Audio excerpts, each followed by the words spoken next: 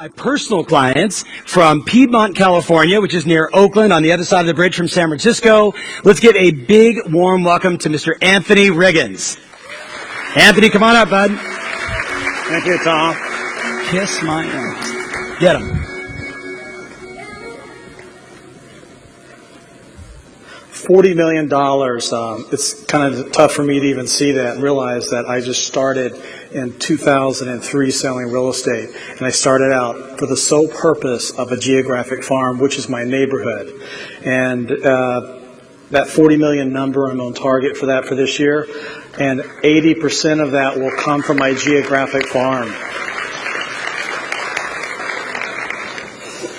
And here's my farm. I love this neighborhood. I was very, very lucky to be in a neighborhood. I'm in a 1920s neighborhood in Oakland. It's all different types of architecture. The famous architects who rebuilt San Francisco after the '06 earthquake and fire took off to Europe, saw their first time of seeing Spanish Meds, Normandy, Tudor homes. They came back from their European trips and discovered this neighborhood. This is actually the second oldest homeowners association west of the Mississippi River. Beautiful homes. I'm lucky to live in a neighborhood that has carried me through the recession, through $600,000 price point, 800, a million, $1.2 million, $1.4 million, $1.6 million. So when one part during the recession was faltering, by being an expert in the farm and owning the market share, I own about 40% of the market share, I was able to survive during the recession and do quite well. Those people that pass along in the village that are agents, we all look at each other and we go, aren't we lucky that we had a farm, because those are the ones who survived and continued on with the retail business. Hi, Robin.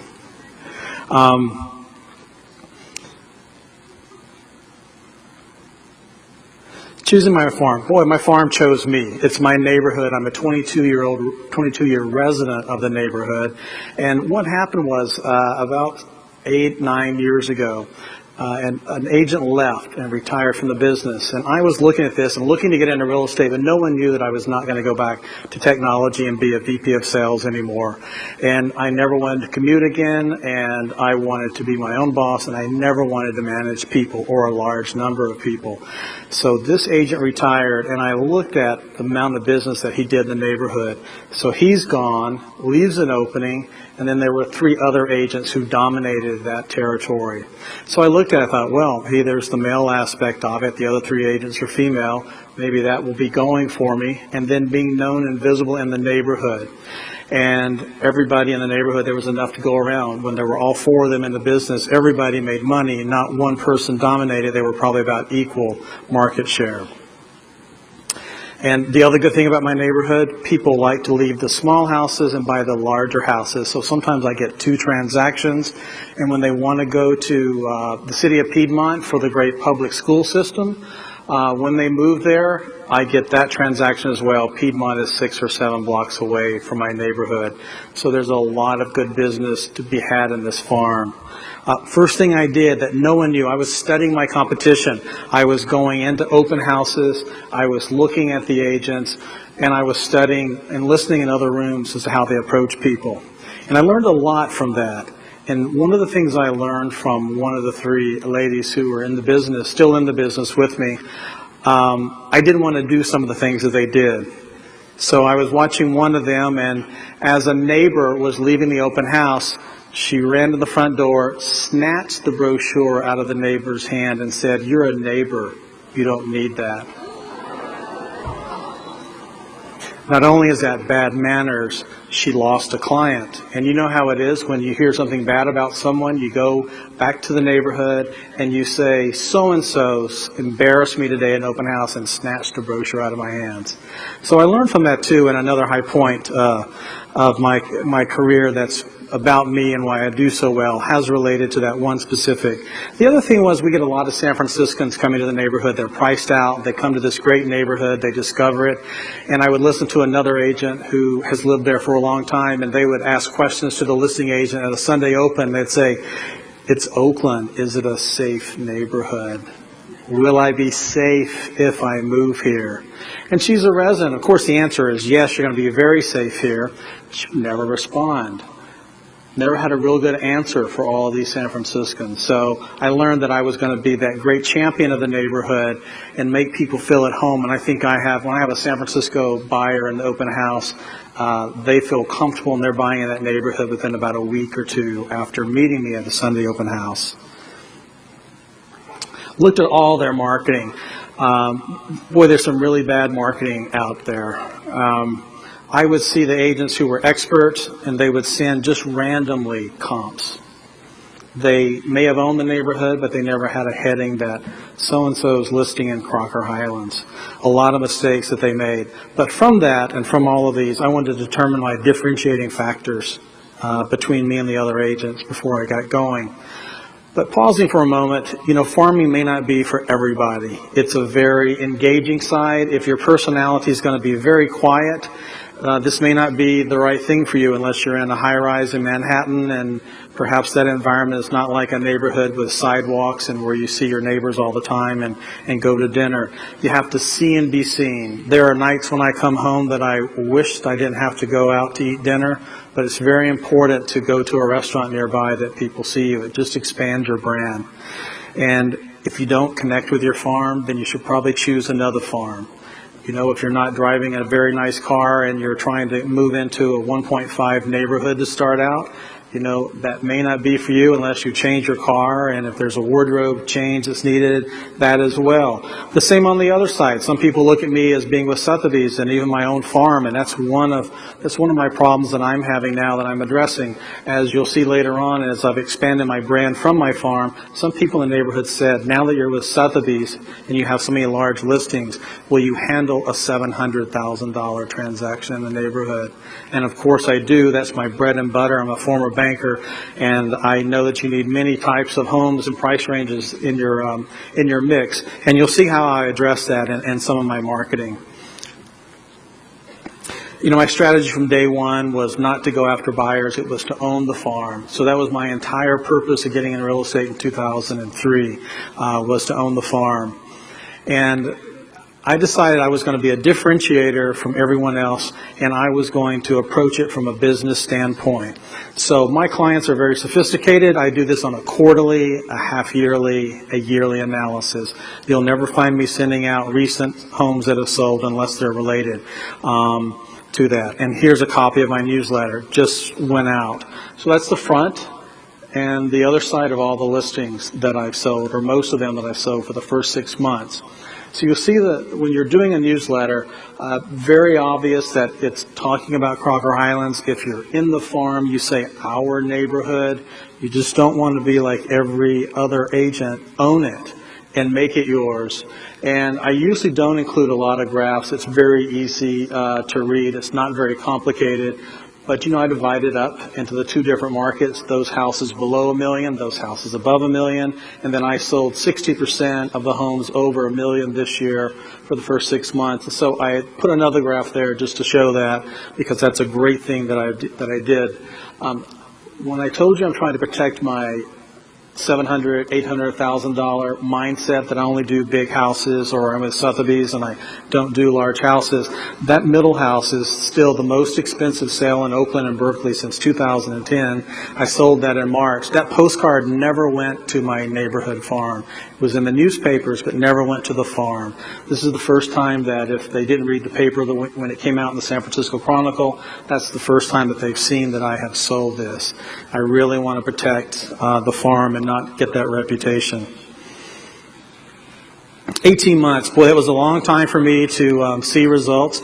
I never thought it was going to take 18 months after examining my competition, but it took me 18 months of aggressive farming to get my first listing. And when I got it, it's 1200 Trestle Glen. I did everything. It was on a very busy corner. I watered the lawn in my suit. I carried the trash cans in and out of the house. I mean, I really wanted people to know. And of course, I was good with my marketing and every aspect of it. So I didn't want to just finally get the first listing and then fall flat with the first listing. Second differentiating factor, you can probably guess it. It goes back to that agent who snatched the brochure out of the neighbor's hand. So I always knew that neighbors were going to be the most important part of my business. When I hear agents at our Tuesday morning meetings being asked how their open house was, and they end up saying, well, only about 10 qualified buyers, but a lot of neighbors, as if that's a problem.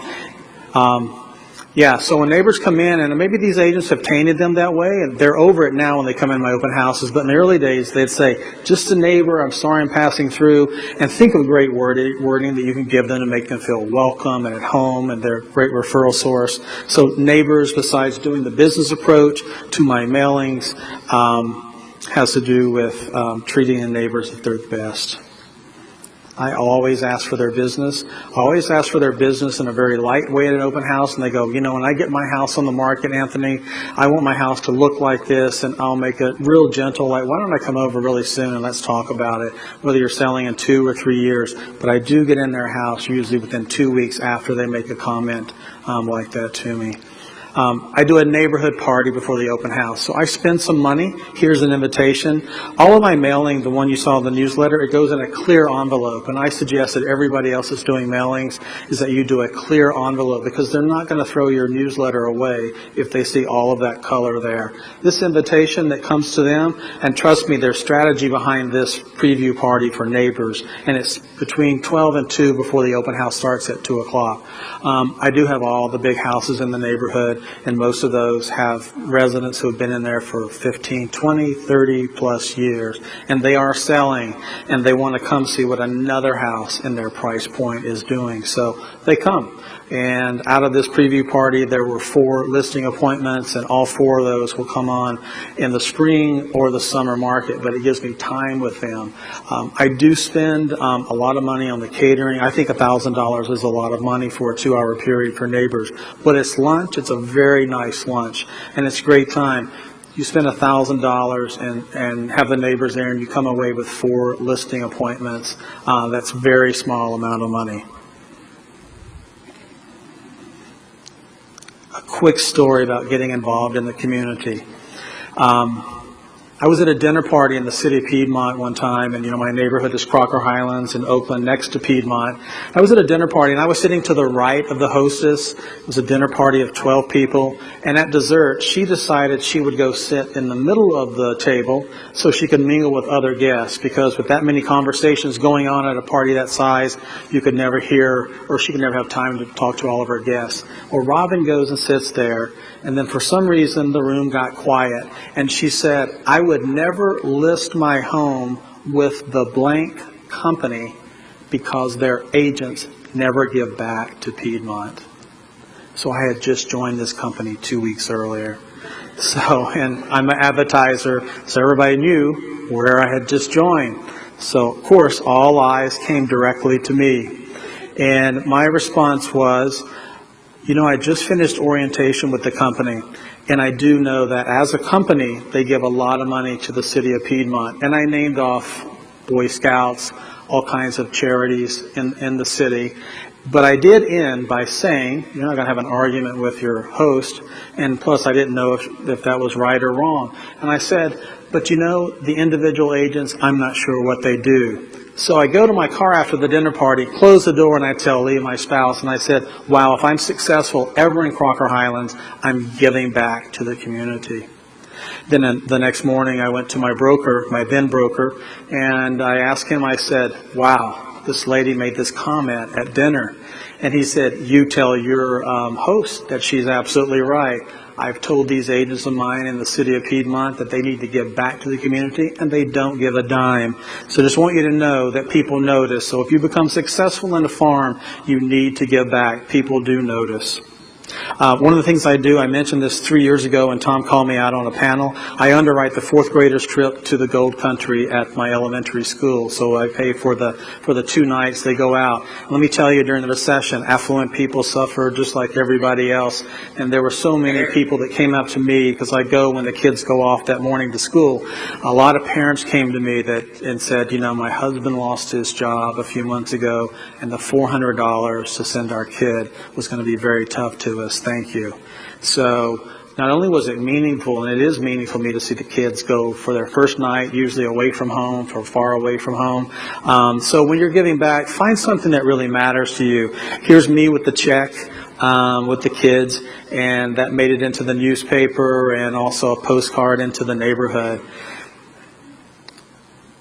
I underwrite the spring auction fundraiser.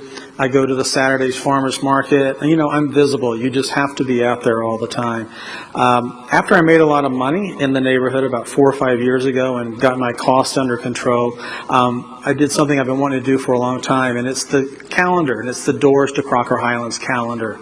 And so here you can see all the different architecture I was telling you about, and neighbors clamor to get on to be a door of this calendar.